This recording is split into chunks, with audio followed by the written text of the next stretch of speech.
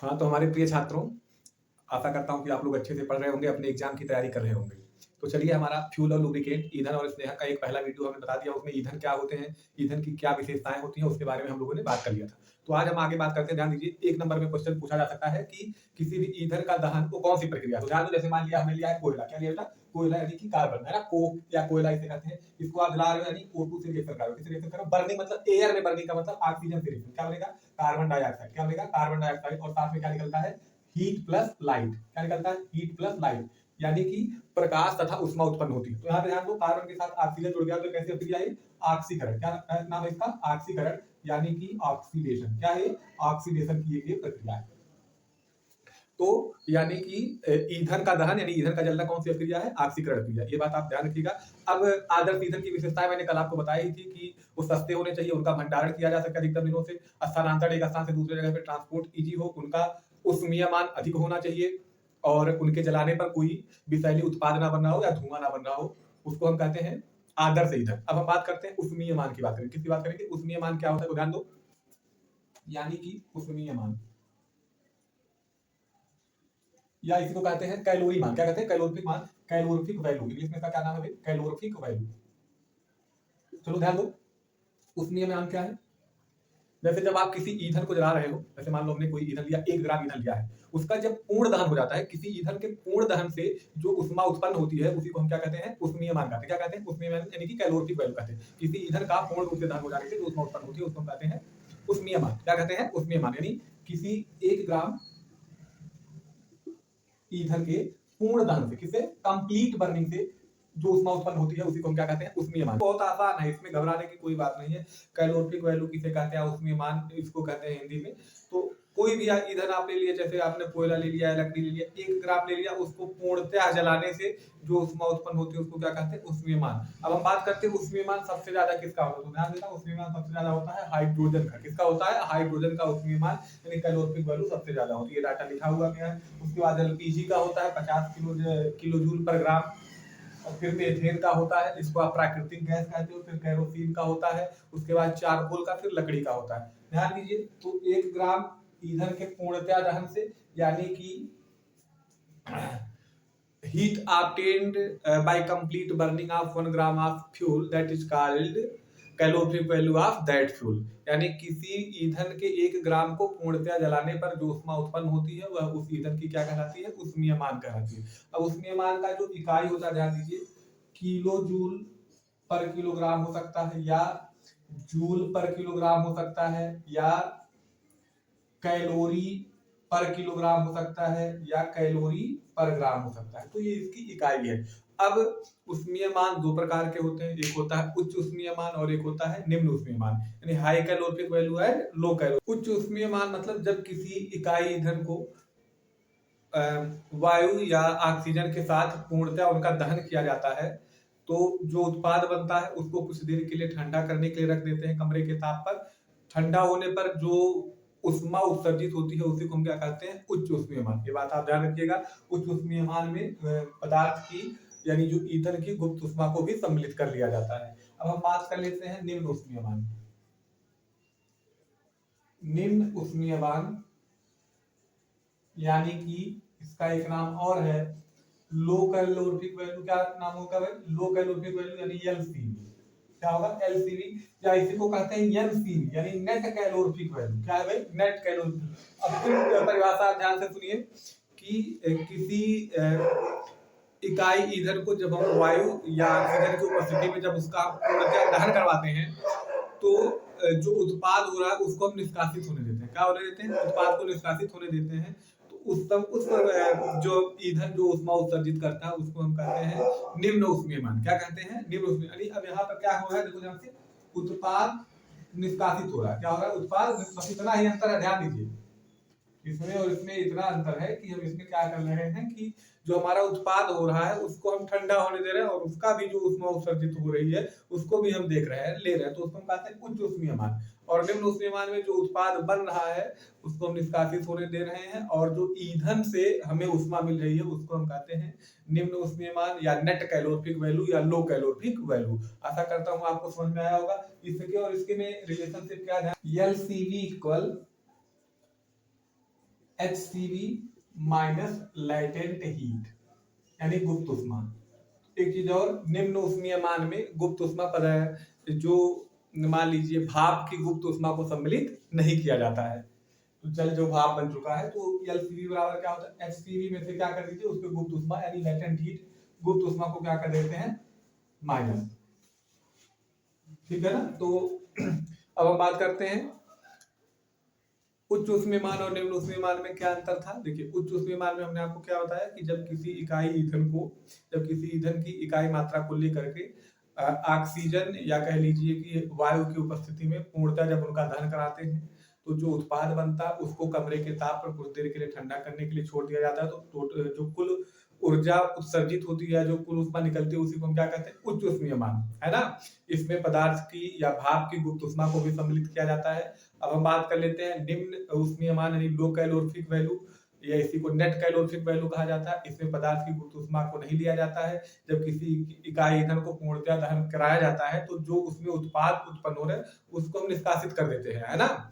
तो by product जो बना जैसे राख, उसका क्या वो उष्मा उत्सर्जित करेगा, उसको हम नहीं लेते हैं, तो उसको हम कहते हैं निम्न कैलोरीफिक वैल्यू यानी कि निम्न उष्मीय मान। तो आप समझ गए होंगे, रिलेशनशिप याद रखिएगा, हो सकता है तो मेरे को पूछ लिया जाए, ठीक है। तो ध्यान दीजिए, अब हम बात करने वाले हैं एक ठोस ईंधन कोयले के बारे में। तो देखिए कोयले का जो निर्माण होता है, जैसे जो जंगलों में पेड़ पौधे होते हैं, जो वनस्पतियां होती हैं, जब तूफान वगैरह आने से या मान लीजिए बाढ़ वगैरह आ जाने से बहुत ज्यादा पानी बरसने से वो जब पेड़ पौधे गिर जाते हैं तो गिर करके काफी दिनों का 2 4 10 20 साल 100 साल 200 300 साल बाद वो कोयले में परिवर्तित हो जाते हैं। कैसे होते हैं कि उनके ऊपर मिट्टी का लेयर आ जाता है, धूल कंकड़ पत्थर, यानी वो दबते हुए चले जाते हैं, सड़ गल जाते हैं, तो बाद में किसमें चेंज हो जाते हैं कोयले में परिवर्तित हो जाते हैं। ध्यान दीजिए जो मृत वनस्पतियां होती है कई सालों तक दबी रहती है मिट्टी के नीचे, कई 100 सालों के बाद उच्च ताप और दाब पाने के बाद किसमें परिवर्तित हो जाती है कोयले में। किसमें परिवर्तित हो जाती है कोयले में।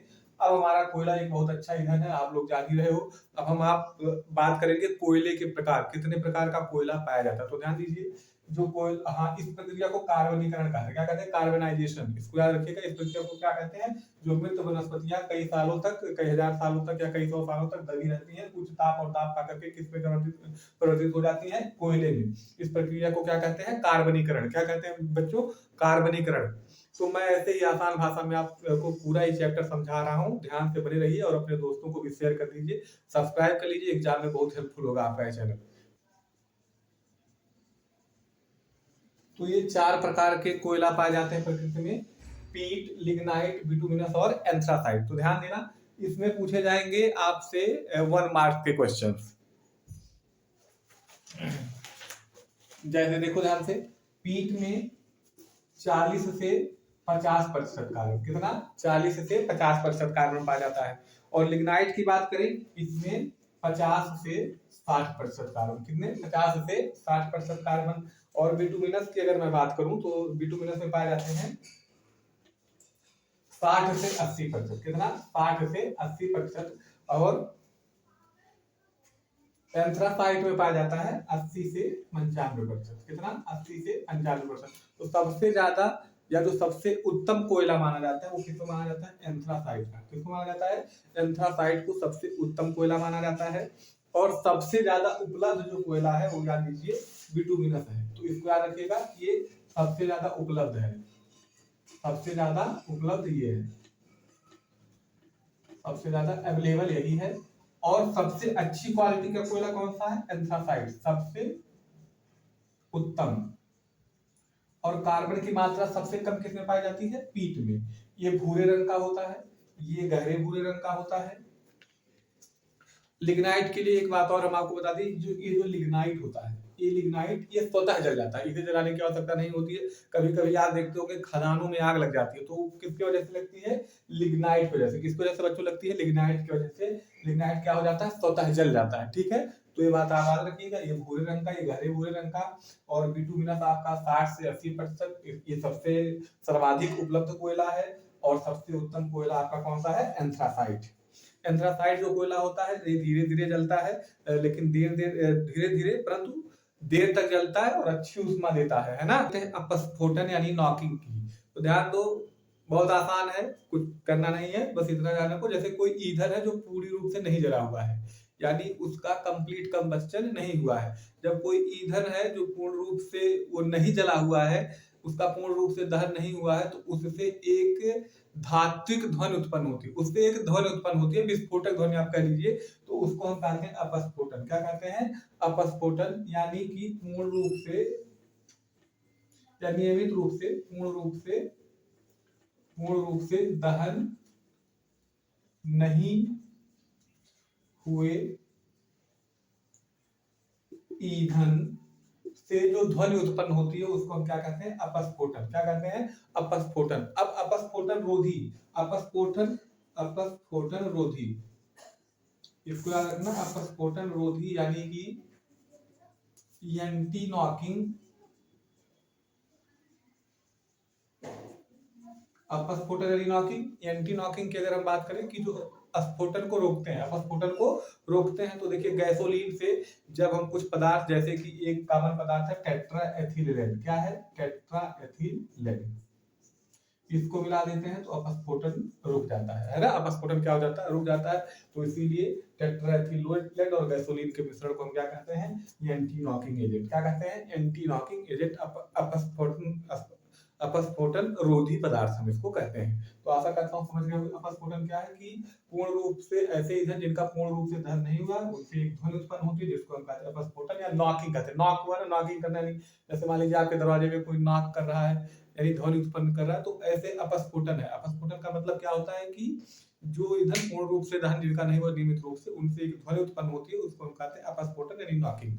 ऐसे पदार्थ जो अपस्फोटन को रोकते हैं उसको हम कहते हैं अपस्फोटन रोधी यानी एंटी नॉकिंग, जैसे गैसोलीन और टेट्राएथाइल लेड का मिश्रण। ये फार्मूला याद रखना, टेट्राएथाइल लेड, टेट्राएथाइल लेड, ये एथिल है, 4 बार है तो टेट्राएथिल, और ये क्या है? लेड है, Pb। तो टेट्राएथाइल लेड अपस्फोटन रोधी है। एक नंबर में क्वेश्चन पूछा जाता है। कुछ फार्मूले हैं उनको आप याद कर लीजिए, जैसे कि प्रोड्यूसर गैस, प्रोड्यूसर गैस, इसका जो सूत्र होता है ये होता है CO प्लस N2। क्या होता है? CO plus N2। एक होता है जल गैस यानी कि वाटर गैस। कौन सा गैस? जल गैस। इसका फार्मूला होता है CO प्लस H2। ये बनता कैसे है वाटर गैस? जान दीजिए, कोक, यानी कि कार्बन हम लेते हैं, सफेद कार्बन, सफेद कोक, इसको हम स्टीम किससे कराते हैं? भाप से। किससे कराते हैं? भाप। इसमें जो होता है कार्बन मोनोऑक्साइड प्लस हाइड्रोजन, तो ये जो पूरा मिश्रण है क्या कहलाता है? आपका जल गैस। बायोगैस आप जान ही रहे हो, गोबर गैस से बनती है, उसको कहते हैं बायोगैस। प्राकृतिक गैस का फार्मूला आप जान लीजिए, प्राकृतिक गैस है नेचुरल गैस यानी मीथेन, ये आपका प्राकृतिक गैस, ये आपका प्राकृतिक गैस। ओके, कौन सा गैस? कोयला गैस। कोयला गैस में क्या होता है? हाइड्रोजन होता है, मीथेन होता है, कार्बन मोनोऑक्साइड और कार्बन डाइऑक्साइड। तो ये सूत्र जरूर याद कर लीजिएगा, इसमें से कुछ पूछा जा सकता है। इसमें क्या होता है? ये 65% होता है और ये 35% होता है, तो इसमें से ये पूछे जा सकते हैं, इन्हें आप अच्छे से याद कर लीजिए।